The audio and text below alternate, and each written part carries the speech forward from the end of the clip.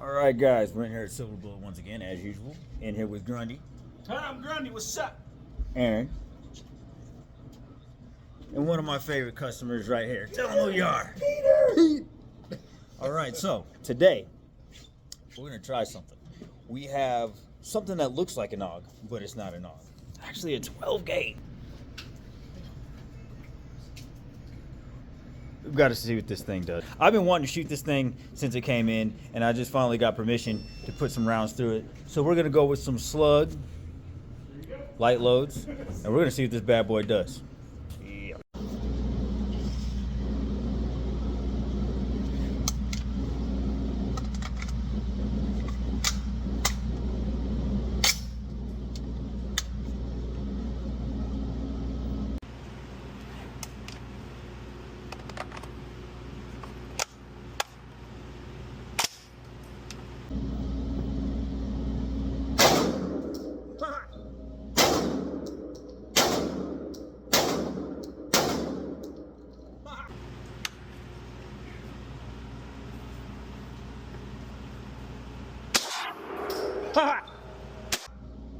Man, this thing is awesome.